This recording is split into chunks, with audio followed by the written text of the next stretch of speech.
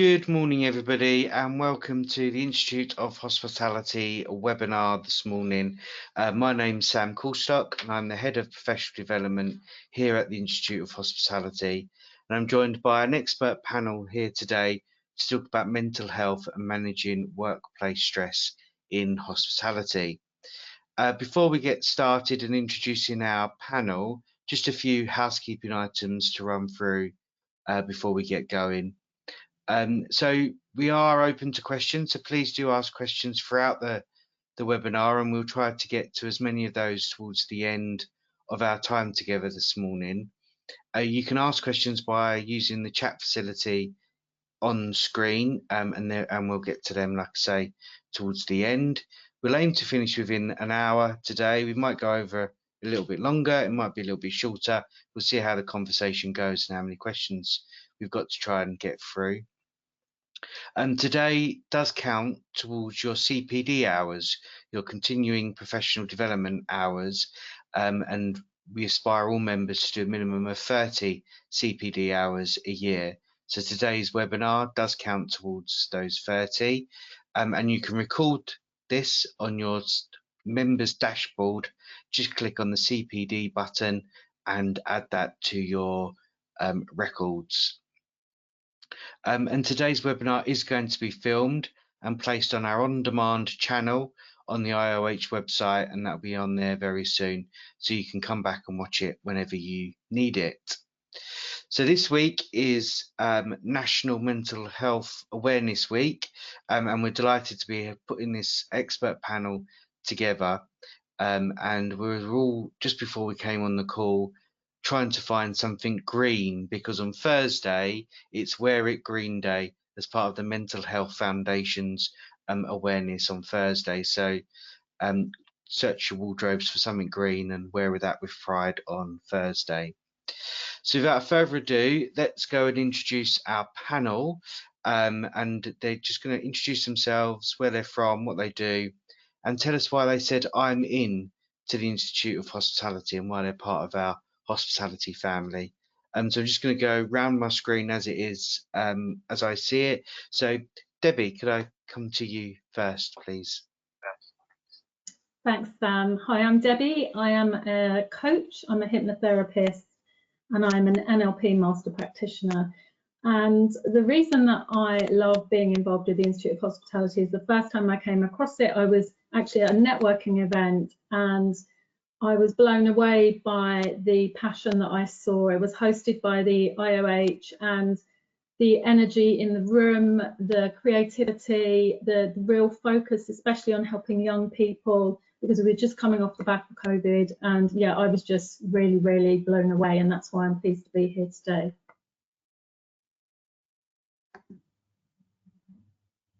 Sorry, my mouse went dead. Thank you, Debbie, that's great, thank you. And Pauline, can I come to you, please? Hi, yes, I'm Pauline Beatty. I work for HIT Training. We work in partnership with the hospitality sector and do loads of work in that. I'm a first aid and mental health instructor, so I deliver first aid and mental health to commercially. But more importantly to me, I'm the mental health first aider for our organisation. So it's about walking it, talking it and living it day to day. So meeting staff, apprentices and that actually have a connection around mental health. And I absolutely love working in the field of mental health. It is my passion. If anything, Sam, you're going to have to say, stop talking, Pauline, you talk too much, because I live and breathe it every day. If I can make a difference to any sector that has an impact on that shop floor, I'm there. And I think hospitality absolutely embraces that. That is what hospitality stands for. Brilliant. Thank you, Pauline. That's great. And Rebecca, over to you, please. Thanks, Sam. So I'm Rebecca Billingsley. I'm Global Marketing Director for Planday. Will be a familiar platform to many people within the organisation of IoH and UK Hospitality. We are the workforce solution management platform. Our mission is to make shift work more human. We're all about kind of how people look after their staff, the challenges that the UK hospitality sector is facing at the moment through retention, acquisition of staff, and people coming to work and looking after those that serve everybody else.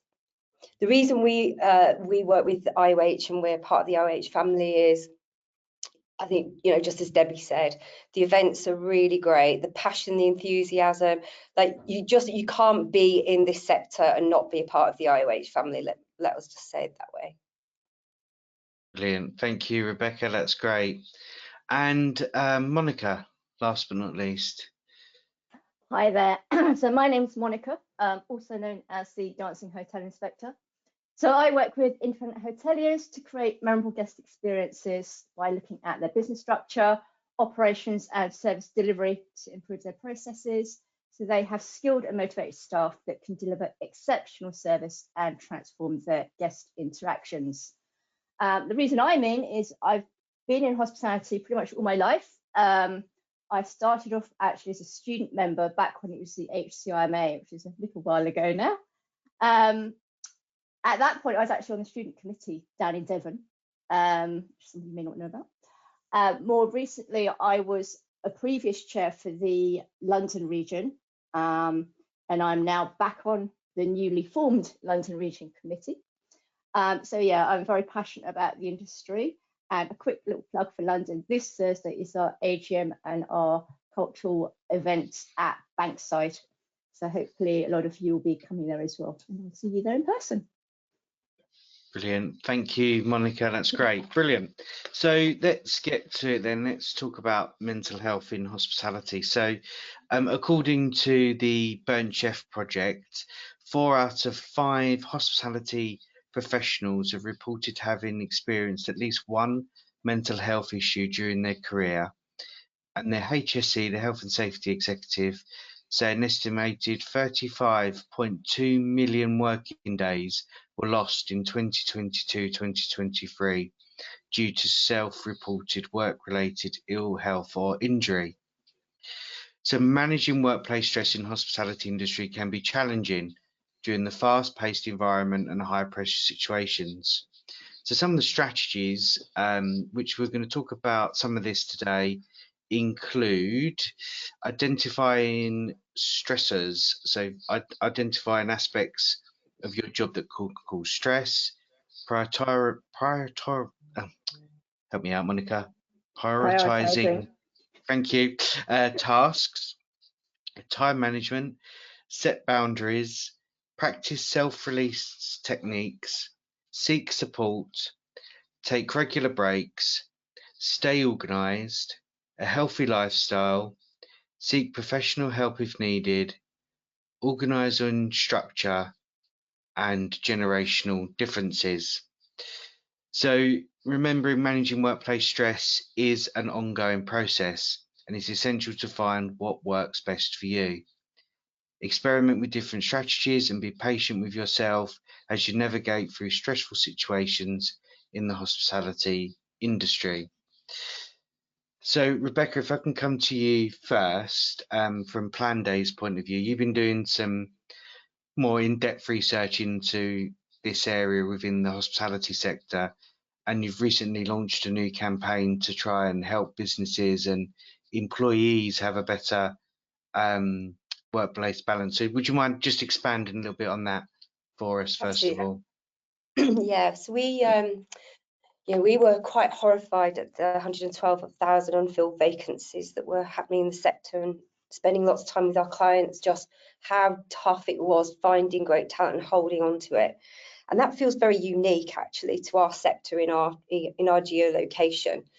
And so we commissioned a survey. We did a report which is available on the Plandé website, where we interviewed 2,000 UK hospitality workers, 50% of whom were Gen Z, because what we wanted to do is find out, why people are not coming in, and obviously that's going to be the younger people in the workforce. And there was just some really big stats in there. 53% of our respondents planned to leave their current role in the immediate future. We had, again, reflecting that burnt chef statistic, we had 85% of our respondents had experienced some kind of mental well-being problem in the last 12 months. We'd actually gone up since Chris and the burnt chef had done that stat. And so we started scratching away and asking, what's behind this? Why do you want to leave the industry? What is it about that that's not getting people in? And actually, there are a few key things like progression and so on, but the one at the heart of the research that we found was just simply planning ahead. And 69%, so over 2/3 of workers in that survey got a week or less notice of their next schedule, and 67% of people said having that done further ahead would massively improve the quality of their life. And that's a simple thing. I mean, that's huge. That's not we've got to go and find loads more money to put up minimum wage. Sure, there were definitely correlations between people wanting more money and so on, but actually the biggest factor that they said would improve their well-being was planning ahead. That trumped financial well-being. It trumped being paid more money. So we launched at the HRC in March. We launched the single biggest shift campaign, and that is all about just trying to create a community of people in the sector that want to plan ahead. They might not know how to do it. We're not going to judge anyone. We're not going to come down on anyone. There's no, but what we are doing is we're creating content and case studies and webinars and podcasts around small things you can do to get from 1 week to 2 weeks, 2 weeks to 3 weeks, 3 weeks to 4 weeks, because we see on our Planday platform uniquely that at 22 days, there is a reduction in your churn. If you can get to 22 days plus planning, you will see a 30% drop in people leaving your business. And so for us, it's kind of like, so I think this is great. And I love that we're here to talk about mental well-being. And I love the fact that we're all women as well, that are, no surprise there in a way. But for me, it's that planning ahead might solve some of these immediate needs within the workplace that we're going to be talking about in this campaign. So yeah, that's what I wanted to start with, really, is that work-life balance is so critical, particularly amongst younger generations. And that organisational structure as well is what it comes down to, doesn't it? It's setting that organisation ready for changing demands. I know we talked a little bit about that last week, a little bit about seasonality. The weather was really good this weekend and demand goes up, so it's hard, isn't it, for businesses to plan ahead, whether they're going to be busy or not, sometimes depending on external factors. I mean, definitely, but we are talking to some of the biggest beer gardens in the country about how they navigate that and how they do that. It's not, and I understand some businesses are bigger than others, but there are some tools and some tips that allow you to do that planning ahead. And one of them might be really understanding who on your roster wants extra hours because they're planning to go traveling, or they want to work the hot days because they'd rather have a weekend off weather's less important to them. And obviously coming from Planday, where the platform and the tools intrinsically have all of that ability to co-create and swap shifts and communicate very clearly where the need is increasing and so on. Integrations with people like Tenzo, who can forecast what your demand's going to be in the next 3 days and so on. It makes it easier than just using an Excel that is pinned on a notice board, because that is just not going to get us where we need to get to. Yeah, brilliant. Okay, so that really helped. And one of the other things that I don't know if it's your report or some research that you've been doing, but how generational differences respond to mental health as well, isn't it? That's something that young people are much more aware of their mental health now, aren't they? Yeah, I mean, I'll hand over to other people on the panel, but we see a lot. I mean, it's quite interesting because some, there is the kind of, are we in a mental health crisis, or are we just talking about it more? And I think it's probably a combination of both those factors. I'm a massive fan of Gen Z, because they are putting this at the centre of the discussions, and I've mentioned this a couple of times in other talks that I've given, but your Gen Xers will have their eyes rolling in the back of their head because they're like, and using horrible words like woke and snowflake. But the point is that younger generations are going, those 70-hour weeks, they didn't really work for you because your wife left you, you're overweight, you're a heart attack on legs. Like, we're not going to have that same rule of engagement. We want a work-life balance, and I think they're pushing that agenda, they're pushing that talking point. We've got to learn to engage in those conversations. which I'm sure my esteemed panel will have far more tips than I can give on that. Yeah, brilliant. Thank you, Rebecca. I think that really helps shape the conversation. I'd like to explore that a little bit more, Pauline, with you actually, if we can, because you obviously look after young people on apprenticeship programs. Do you think they're more aware of their own mental health and are taking better care of it than maybe, you know, people that have I'm not been in sure the they industry take for a better longer care time? of it, but I do think there is more awareness of mental health. I think there's a massive stigma still, unfortunately, Sam. There's a massive stigma that you get one part where people want to have a label, because if they label it, they can then work with it. But another people that are absolutely terrified by being labelled, so they will hide things and kind of like not actually deal with it and actually address it. Also, I think with the younger generation, and I might be wrong here, everybody can agree or disagree, I think the communication issue is there, that people are more likely to chat, emoji, do the Twitter, do the Instagram, put some cryptic message out there, rather than actually do what we're doing right now, which is communicate. And I think there's a big gap that if we opened up more to talk about mental health and different things, the younger generation, and a lot of people say they do, but I still see a lot of barriers to it. When I come across apprentices, I see a lot of barriers, and then it affects them really badly because they feel embarrassed to talk about it. They think they're going to be labelled.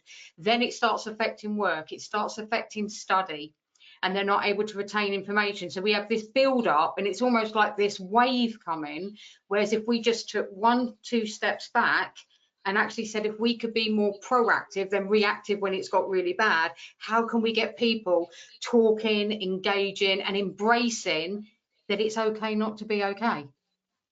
I don't know what the rest of you guys think.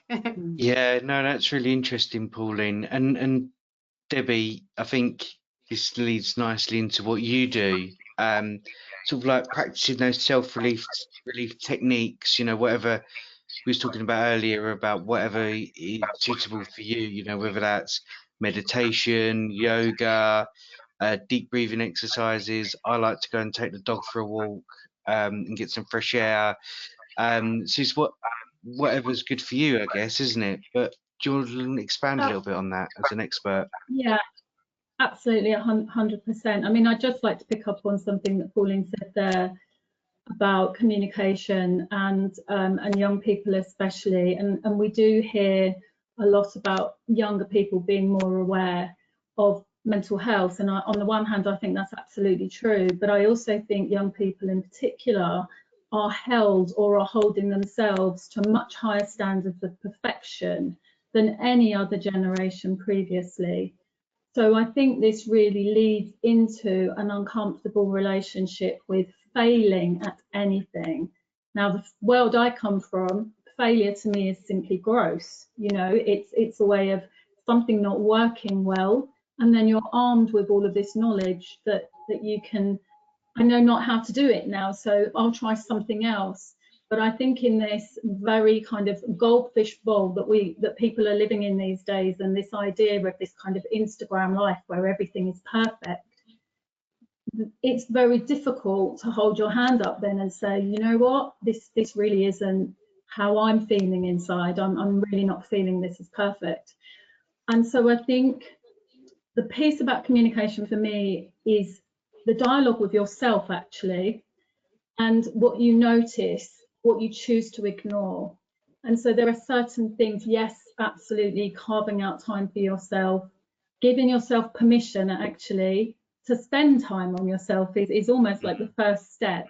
It's okay, I need this for me, because especially people in hospitality, I'm thinking particularly people who are running these businesses, who are trying to juggle all of these things, who may have families to look after, as well as worrying about their teams, as well as, am I going to make it this month? You know, what are my margins looking like? Am I going to make a profit? There's so many things they're holding on to then kind of find room for you in all of that can be really, really difficult.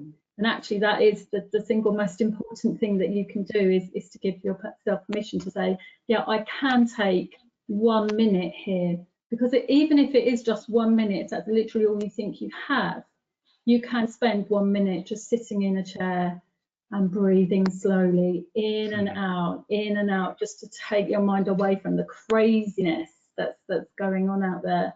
And certainly when I work with my clients, that's, you know, one of the things I'm really focused on is taking time for yourself and pausing and noticing signs. So if you're suddenly not sleeping, I mean, Pauline, you'll know all of this, and I'm sure you'll be able to signpost lots of things, but you know, if you suddenly notice you're not sleeping well, don't ignore that.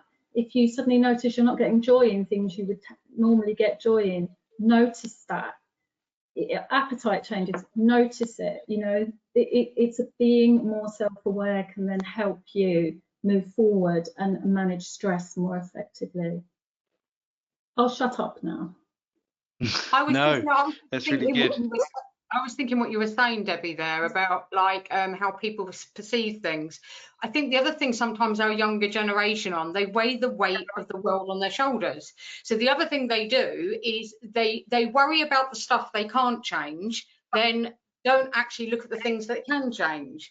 So doing those things like you're saying, those self-help techniques is brilliant, but sometimes they get so involved in the stuff that's out of their control. Sometimes the conversations I have with young generation and apprentices and staff are, but you can't change that, but what you can change is this. And there will be decisions in life and things that happen in our organisations that you might not be so happy about, and it might affect you. But actually you're putting a lot of energy into that, where that energy could be focused on what you could do. Yeah, no, it makes sense. And Monica, things like prioritizing tasks, time management, boundaries. I mean, that's the sort of stuff that, you know, we can all control, isn't it? Yeah, absolutely. It's like what Rebecca was saying about that planning ahead. You know, for workplaces, you know, only giving someone their rota a week in advance, that's crazy. You know, how can anyone plan their life and they don't know what they're doing the following week? It's very important for organisations to be looking after their employees and thinking about, you know, what are their needs, not just what the business needs, but are the needs of the employees as well, because they'll hopefully will have some sort of social life, or they'll have hobbies or something else they want to do outside of work. Again, talking about that work-life balance, you need to have not just the mental stimulation, but the physical activity and the social activities as well to keep that balance going. I used to do this exercise when I was teaching students, because obviously time management is quite key to students. And particularly I was teaching adult students who've been out of education for a while, coming back in, and then having to prioritise, you know, you need to set aside time to actually do some study and to get your projects in and that sort of stuff. And so I did this exercise with them. I said, right, look at your day in 24 hours and work out exactly how much time do you spend eating, sleeping, traveling, at work, etc., and get it into a 24-hour block. And they couldn't do it.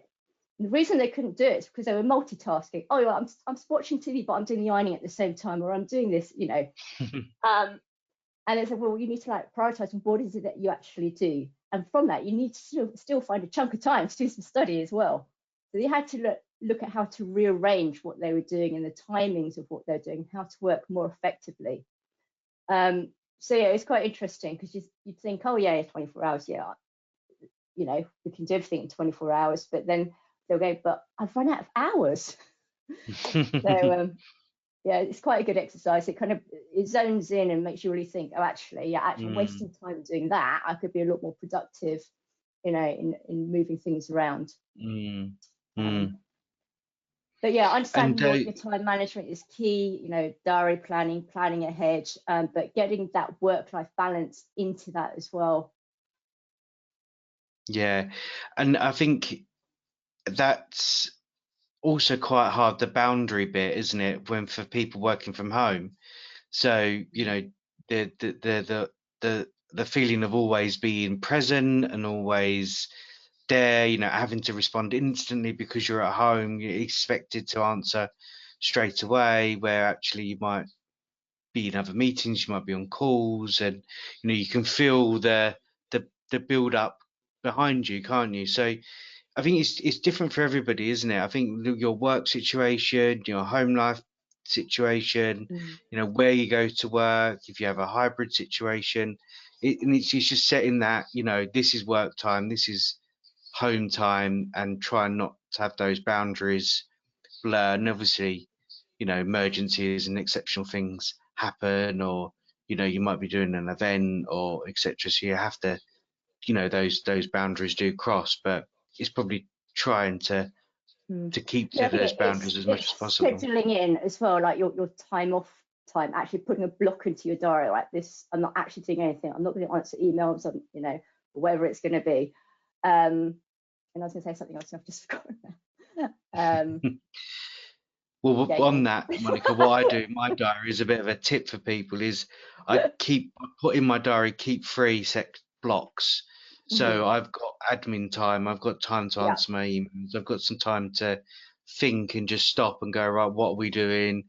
Who do I need to contact? What, you know, what am I doing next? So I've got that in my diary, Oh, I've that remembered. space. I've remembered. Good. Also, the Yeah. other thing I was going to say was, if you're working on some sort of project or something, to break it down into smaller chunks and smaller tasks, but also have a little reward every time you reach those little things. So it might be, right, I'm going to spend an hour researching something. If it's something you don't want to do, block that out. You're going to force yourself to do it. But after that hour, you give yourself a little treat. Yeah. Whatever that What, like a chocolate treat is for biscuit? you. It might be a chocolate. Absolutely. Probably not. If we're talking about healthy lifestyles, it's really like treat yourself to a grape rather than a chocolate biscuit. But I do think, Sam, the environment is a big factor as well, because I think we get stuck in an old hat. Like, I don't know, you're meeting one of your staff, you go into the staff room, or you have this room, which is the cupboard room with no windows, no light.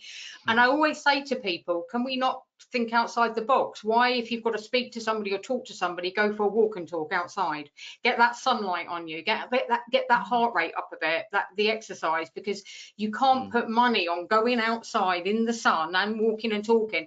And the other thing I find really useful when I help people with their mental health is a lot of people don't want face on face.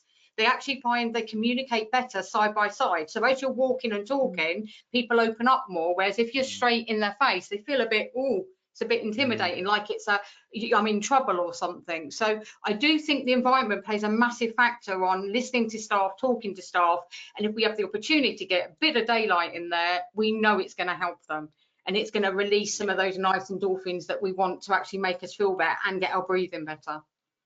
yeah, totally agree. And one of our members runs a coffee company, and he was saying the other day on a panel that they've introduced a magic mile. So they pull names out of a hat. 2 people that from different departments go together, and they go for a mile walk around where they're based, and just have a chat. And you know, it could be about work, it could be about home life, it could be about anything that they want to do. It's just a mile walk around this lake that they've got near their office, and yeah, no agenda. It's just a mile, have a chat with somebody you don't met, and you know, the feedback has been brilliant, and they've now rolling that out so it does work, doesn't it? You're absolutely right. And Debbie, when we're talking about healthy lifestyles, I think again this falls nicely to what you do. I mean, food plays a big part in this, and we're in the hospitality industry, and there's a tendency to have high fat, high sugar content in a lot of what we do, especially if you're feeling a little bit, you know, vulnerable, or you're feeling a little bit low. That you know, you grab those biscuits, and you grab your penguins and whatever you want to just pick you up. Is that the right way? Is that we're doing the wrong strategy there? What should we be grabbing in those situations to help us feel better? Well, I'm always mindful of using words like right or wrong. I think everybody knows the things that we can do to benefit us, and I always like to think when I'm talking to people about eating more healthily or exercising more, I always like to think of a body being something like whatever your favorite car is, sports car, for example. So, you know, if you had an Aston Martin or a Lamborghini and you were filling it up with fuel, assuming it's not electric, if you were filling it up with fuel, would you be filling it up with some horrible, gunky, dirty, product that's just going to make the car splutter and splutter. No, you're going to make sure that it's got the right fuel in it. And I think it's really easy when you're struggling with stress and anxiety to sit there and then think, oh no, now I can't have the things I like. So the approach that I prefer to take is, what could you add in? What could you add in that would benefit you? So could you add in an apple a day, or could you add in a handful of nuts, or could you chuck a couple of handfuls of spinach in that thing that you're making? And just, rather than becoming completely swamped with the idea that you're doing something else wrong here, it's taking a step-by-step approach, because it's so easy to become overwhelmed when you're not feeling great anyway. And so tiny steps are the way forward. You only have to do one thing a day and do it regularly, and you'll build up a habit. The other thing I would say, and it's nothing to do with food, but this is to help mood if you're feeling low. If you have a favourite song, just put that song on and dance to it. If there's something that makes you feel, a song that normally makes you feel energized, if you can put that song on, if you can bring yourself to put it on and make yourself dance to it, it will make you feel better. Even if it's only for that 3 minutes, that 3.5 minutes of that track, you will feel better. So that's an easy thing that you can do, because hopefully we've got access to music, and that's a really simple act that you can give yourself those 3 minutes to lift your mood and have a grape, as you say, but just small steps. Don't burden yourself with too much. That's what I would say. Monica. No, I was going to say, it's the whole thing about changing your physiology, isn't it? That then changes your mood. So even like, everyone says you need to go and take a break, get out, go for a walk. Just doing that, just change the way you're feeling. Yeah, and kitchens. Let's sort of that focus a little bit right into different departments. I mean, we know that the kitchens can be quite stressful environments. There's a high pressure point, high busy points within kitchens. But when I was a chef, and I'm sure we've all been in kitchens throughout our careers, music has actually played quite a lot in kitchens, isn't it, to lift that mood and to energize the teams. I don't know, Pauline, do you have a view on that? Is it professional to have music playing, or do you think it's a bit... But in the care sector, there was a report recently where they looked at within the care sector where stress levels were really high, and with patients, and they managed to reduce the use of antipsychotics by 40% by the use of music. That is really powerful. So if you're reducing the level of medication that's required, because music has that power, and what they believe that is, it has that calming effect. And like you're saying, it brings the mood. And if it's something you join in, everybody starts having a bit of a sing song, a bit of a boogie around, and then we kind of laugh at everybody dancing, and you get that team cohesion, don't you, that everybody's joining in. And I think that's what it is. I said it gives a pleasant feeling and makes us feel good. And when we feel good, that stress level goes in. The other one I was going to mention, though, and I know Debbie was on about food, but I can't express enough how much hydration is important too, especially in the kitchen environment that you're on about. So many times people are rushing, and what they do is they gravitate to those high energy drinks because they're not sleeping, sip the high energy drinks. I'm not going to name any, but actually they can cause a lot of damage to your body, when what you actually need is good quality water and access to that. Yeah, totally agree. And I know lots of schools now are banning those energy drinks because it affects, learning. Well done, Debbie. Look, on cue, nice glass of cold water. Look at that. Gosh, it's almost like we've rehearsed it. But yeah, aren't they? I mean, that's happening everywhere, and I think some supermarkets have put like an age restriction on them as well, because young people are getting addicted to them. Rebecca, do you have a plan day choir at work? I know some big organisations do, don't they? They have a singing choir at lunchtimes.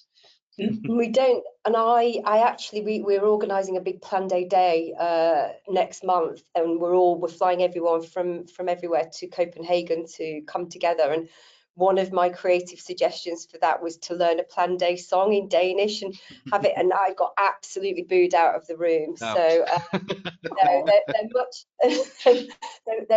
I mean, we get together very regularly, and we've got different groups. But yeah, there was a reticence that I don't remember my time in Denmark before. People loved a good sing song, so we're a bit cut out about that. But that bringing people together is important, isn't it? I think ultimately, getting those people that, either work on lone workers or work from home most of the time, different, you've got the international barriers as well, I guess. So it's important to get people face to face, and having those water cooler moments, I guess, is what it's known as, isn't it? But that's important. Yeah. It's good to hear. Yeah, I mean, we've got we do anonymous feedback, we do feedback loops. I mean, these are all practices, and one of the things we've been looking at with the content we've been creating is looking outside of our industry for good practice around different businesses, because actually, surprisingly, people are very interested, for example, at the moment on, anonymous feedback loops and how to get that out of those younger people that find communicating because they don't want to look too ambitious or whatever. And actually, if you come to the tech sector, I guess, which is kind of what I straddle into also, we've been doing feedback and progressive kind of, loops and all that kind of stuff for years and years and years. And so I think there's also just some I mean, I'm sure you guys know, but some interesting outside of the sector practices that we should be looking at to bring into ours as well, because we are a bit behind in some of these things, I think. And I'm sure that is because we just, we're not sitting at desks, we're not reading spreadsheets, we're not, people are rushing to the next thing. It's very hard to be more planned and structured in the way that some of these other industries are. But I think that's a really interesting area, and one we have at Plan Day. And Pauline, you mentioned that you're a mental health first aider earlier. What does that mean if people don't know on the call? What is a mental health first What I aider? do is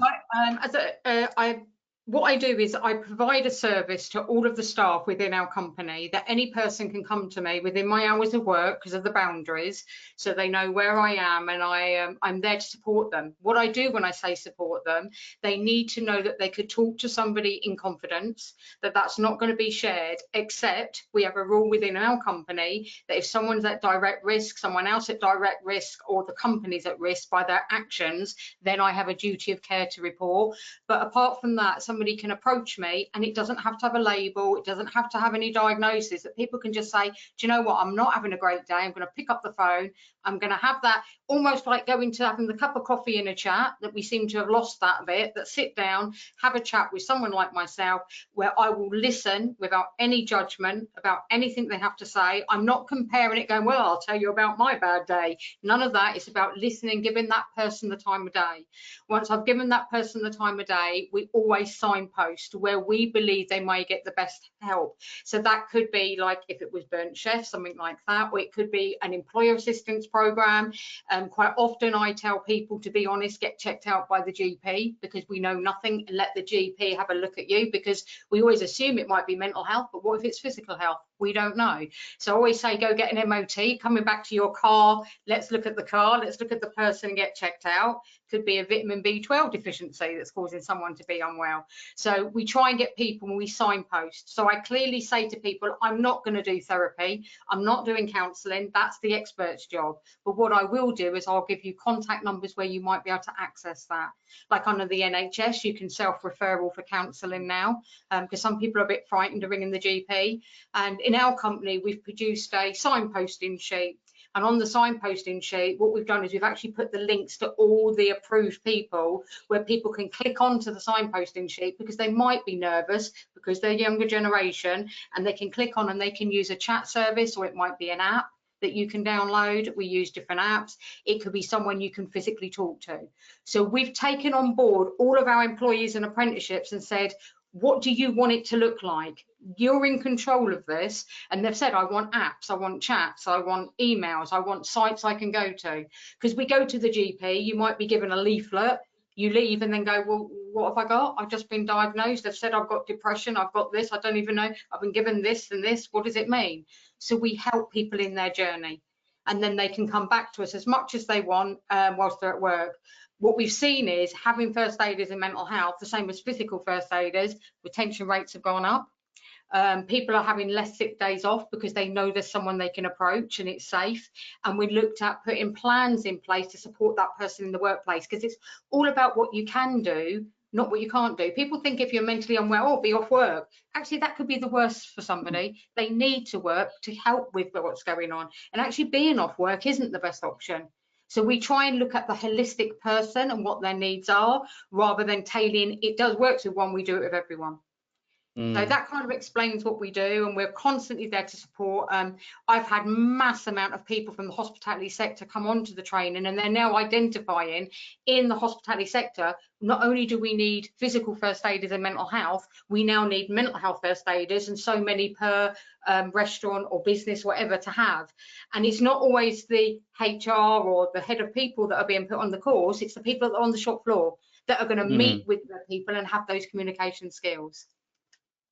Brilliant. That's really good. It's good to, know that there's support out there, and there's that you can go and find it. And, just having that sheet that you're talking about, signposting sheet, is sometimes that's all it needs, isn't it? It's just and know where to go type of thing. And Sam, do you know what we tell people to put some of the contact numbers? And I'm not embarrassed to say this, but don't put it in a nice folder. Where do you want to put it? On the back of the toilet door? Because that's the person, when they sit down for 5 minutes, might be the only place they go, that they take a quick photo of that contact number or that app. So I'm all for using, the same as if you go into any service stations, they always have the contact numbers on the backs of doors. I try and think out the box of where would the person look up, see a sign, want to take that number and get help. Because if we keep it all in a nice folder, in a nice office, then you see the person going in, and the stigma is, oh, that person's going in there to look at the folder. So we try and take away the stigma in everything that we do. Yeah, no, it's brilliant ideas. It's really useful and practical sort of information, which is exactly what we want to be sharing today. Just before we move on, just to remind anybody, if you do have questions, then please do pop them over to us. We've still got some time to take questions at the end. We touched a little bit on generational differences earlier on. I just wanted to try and expand that a little bit more. And I know we mentioned that, young people tend to be a little bit more aware of it, which is good. But what about the older generations? How do we, like you said, there's a real stigma around mental health with those, and putting the help on the helplines on the back of toilet doors is a great idea. But what are the differences with older workers? Do they just sort of like think they can just tough it up and get through it, or how do we get the help to those people? Debbie, maybe you've got some experience here. I'm not sure.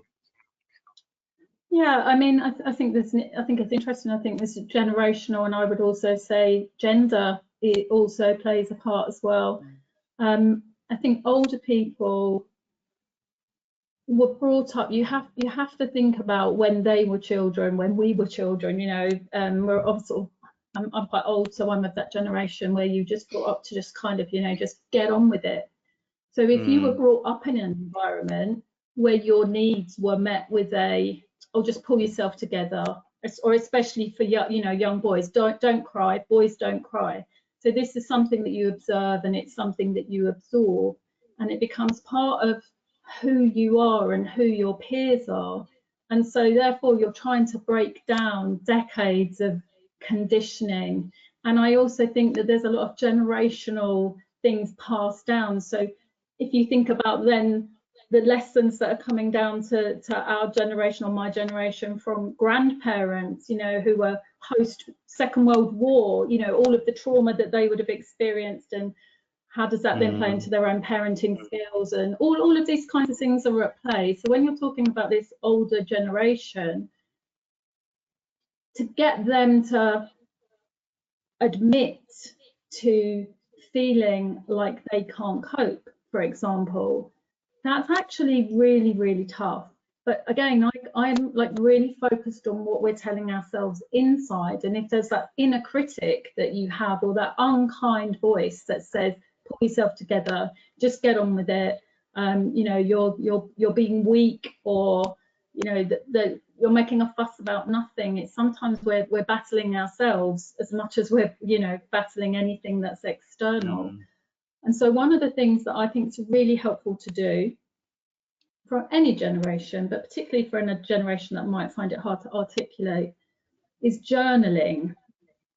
Journaling is this amazing tool that anybody can access. If you have a piece of paper, pen, pencil, the great thing about journaling is you cannot write as quickly as you can think. So you must slow yourself down naturally by writing. And the great thing about journals, it's not a diary. No, it's not designed for it to be reread.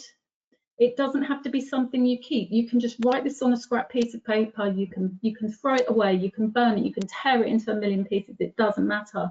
It's just a way of writing down.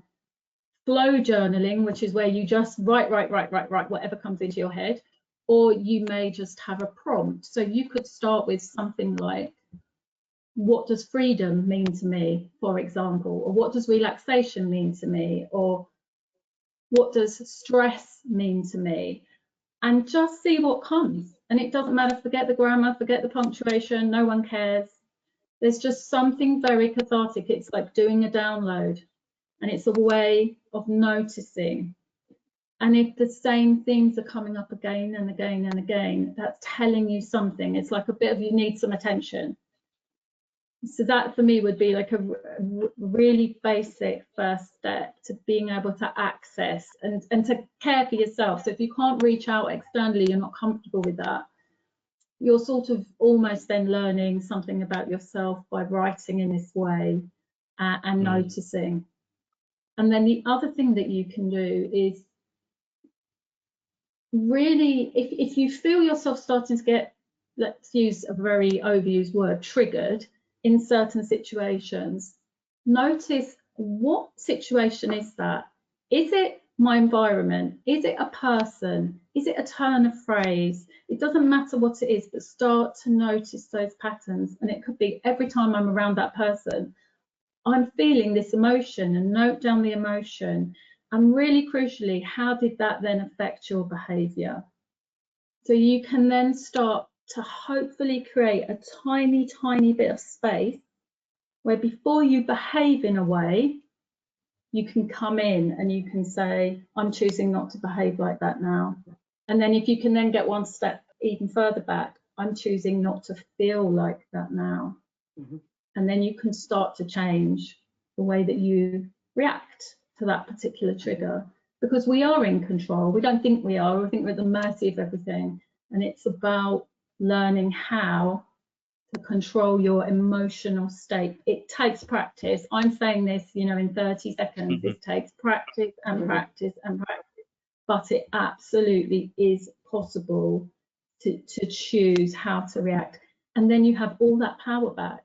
Because if it is a person that's triggering you, suddenly you learn how not to react to them. How amazing. Because if you're, for example, if you're looking for someone to give you approval all of the time, to make you feel good, then you're completely at the whim of that person's mood. But what if they're having a bad day? What if they're, you know, something has happened, and suddenly then you're at the mercy of their day, at their emotion. So it's all about just these tiny, tiny techniques that you can learn, help you to kind of be comfortable within yourself and in control. that help? Wow, I love that, Debbie. amazing. Yeah. I love the fact what you were talking about there, because it reminded me of a lady called Dawn Huebner, who's done some CBT books, which is cognitive behaviour therapy books. And she does a very simplistic one. It's not like journalism, but it links to stress and anxiety, where it's talking about that you're growing tomatoes. And they talk about having the seed of worry, and that you cover it over. And the more you stress, the more you worry, you start watering the seed. And as you water the seed, guess what happens? If you water tomatoes, they grow, and they grow into juicy, plump, gorgeous tomatoes, the seed of worry. And what Dawn Huber talks about, and it's for children, but I found it really useful to use the book with people that English was a second language, that people that just needed something simplistic to understand what stress and anxiety was, then what you do. And it's a way of understanding what it is, a bit like writing your journal, but then what you can do to stop your tomatoes growing. And I think sometimes that's the other factor. We talked about age, but I think culture and gender, culture can play such a massive part as well. And us being able to articulate to somebody that English is a second language, how it manifests and how we can support that person. So it's one of the books that I've used. I'm not endorsing it and don't get paid for it, but it was something that I've used within my place. It's been really useful. No, it's really good. Thank you both. You know, and I think schools are doing a lot more in this space as well, aren't they? I know my daughter is very aware of her own mental health. They might not call it mental health, but you know, she's very aware of, you know, this subject. So like you say, I think the younger generations are becoming a lot more aware of it. It's the older ones that, you know, like you say, Debbie, we've just been told to toughen up and get on with it and not. But I think the other thing as well, I really like, Debbie, and I've heard this a lot recently, is about this journaling. And on the radio the other day they were talking about it, and it seems to be, I think there's apps and stuff as well, you can, if you wanted to take it to the next level and do journaling on apps and stuff. So there's a lot of good advice out there for this, isn't it? And I think that what we said at the very beginning is finding what works best for you, isn't it? That might not be good for some people. You know, some music might be your thing, journaling might be your thing, meditation might be your thing, walking the dog in the rain might be your thing. It's whatever is your whatever you need to do, isn't it? We're coming towards the end, so what I'd like to do as we get to the end of our time together is just ask each of the panel really, sort of like some signposts of where people can go and get more help, more information, where they can find out more. Might just be one, might be 10 things that you've got a list of things to do. So I'm going to go around the other way on my screen this time, and come to you first, Monica, if you don't mind. Sure. So I think one of the things is we're kind of very much stuck in our heads a lot of the time. So we need to almost like just download some of that. So whether you do journaling or whatever, get out of your head basically, to free up some space. So then you can actually be more aware of yourself and listen to your body, because your body is really the key to telling you when something's wrong. Why are you getting those headaches? Why are you suddenly feeling tired? Why do you lack energy? All those sorts of things. It's your body very subtly telling you, hang on a minute, you need to just take some time out or address this, or go and get something to eat, you haven't eaten yet, or you need to drink more. And really notice what is actually happening in your own physiology. In my book, Star Quality Talent book, I do actually have a little section about stress, because obviously it looks at careers in hospitality, and obviously, you know, working hospitality, as we all know, can be stressful at times. So there is a little section there about stress, of what the key triggers are. We've mentioned some of those already today, so you can have a look at that. And also organisations like Hospitality Action, key place to go to, you know, give them a call. A lot of organisations now have employee assistance programs as well. So that would be my kind of tips. Brilliant, thank you, Monica. That's great. And Rebecca? So again, I would say, come and join this movement of trying to get the industry to plan the rosters further ahead in the, as well as looking after our individual teams. Come and help us shift the way that we approach people's work-life balance on a helicopter level. So if you can go to thesinglebiggestshift.com and sign up, you will be able to see content that helps you make this move from 1 to 2 weeks. If that's something that's bothering you at work and you want more planning, it's something that you can share with your roster manager or your team leader or the owner of the place that you're working. But yeah, if we can get more people supporting that and really having that conversation around why we don't plan further ahead as an industry, then I think that can have a big shift in the way people feel on a daily basis. Brilliant. And where can they find out more about the campaign on the Plan Day website? So they can go via the Plan Day website, planday.com, or they can go directly to thesinglebiggestshift.com. Brilliant. Fantastic. Thank you very much. And Pauline? One of the things I would recommend is go on the NHS website and look at the 5 steps of wellbeing. If you go into the 5 steps of wellbeing, it talks about how important it is to connect with people, keep learning, lots of different ideas on their 5 steps, learn a new skill, giving to others, because we find if we give to others, it makes us feel good. If we can reward someone else. So if you had a mental health campaign and you all get involved, you feel good because you've given back to someone else.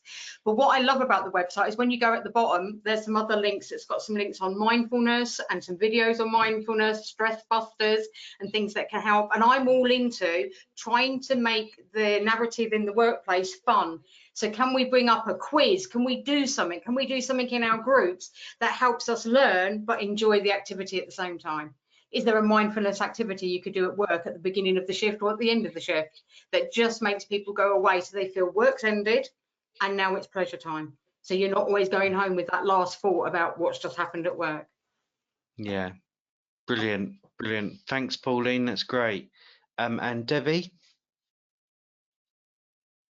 So I would recommend Headspace, which is an app that teaches you how to meditate. And why I would recommend that is because we can really get hung up on thinking that we are our thoughts, that we are our emotions, and we're not. We have thoughts and we experience emotion.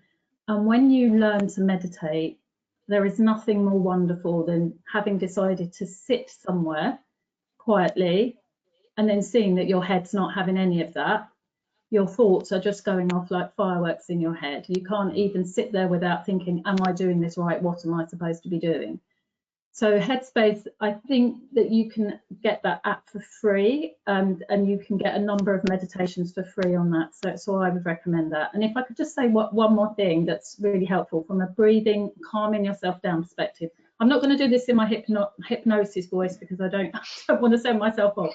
But there's something that you can do, which is if you can feel yourself getting anxious, if you can sit down and find a space just for a minute or two and just sit and close your eyes and take 3 deep breaths in and out really slowly. And so breathe in for 5 seconds and breathe out for 7 seconds. Then make your out breath slightly longer. And then I'd like you just to imagine that you're on a swing under a really tall tree. So the swing ropes are really, really long. And you are on this swing and you are going back. And as you go back, you breathe in. And as you go forwards, you breathe out. And just backwards, I'm going to go off. So backwards and forwards slowly. And if you just do that for say 6-7 times, you will find yourself feeling much more relaxed and calm. So you don't have to have an app for that. That's just you sat in a chair somewhere. So there you go, got that. Brilliant. Wow, what a great way to finish. That I think we're all much more chilled out and relaxed now, Debbie, than we first was when we joined this webinar nearly an hour ago. So thank you.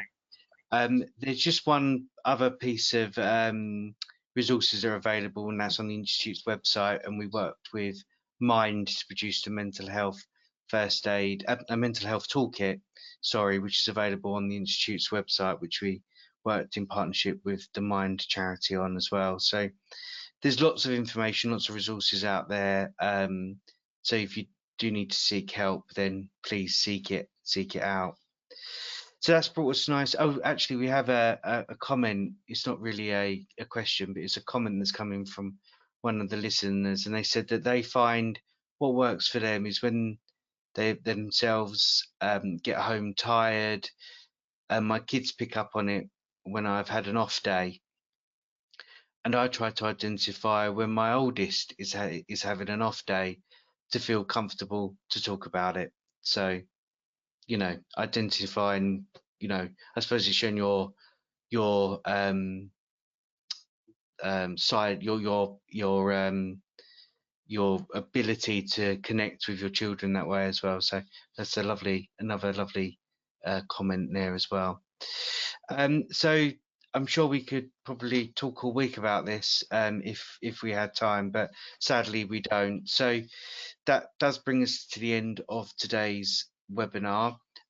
Thank you so much to our expert panel. You've been absolutely amazing today, as always, bringing in lots of information, sharing techniques, Debbie's techniques of breathing, information that we should all take away with us today and pass it on to our colleagues. And please do share the information you've got through from today. Remember to add this CPD webinar to your CPD portal to count it towards your CPD hours for this year. And little adverts, we've got a few events coming up at the Institute. Monica's already mentioned on Thursday the IoH London's AGM happening on Thursday. We have our next Above and Beyond event at the Parkgate Hotel in Cardiff, focusing on sustainability. Our next CPD webinar is on the 11th of June, our last one before we have a break over the summer, and that one's going to be focusing on merchandising and supervising sales in hospitality. And then on the 17th of June, we have the IoH annual dinner and awards, where we celebrate the best of the hospitality industry at an award ceremony with dinner. That's what it says on the tin, that one. So thank you again for coming today. Hope you've all enjoyed our webinar. We look forward to seeing you at an IoH event or another webinar in the future, and hope you all have a nice rest of the day, and don't forget to wear green on Thursday. Take care now. Bye bye. Thank you.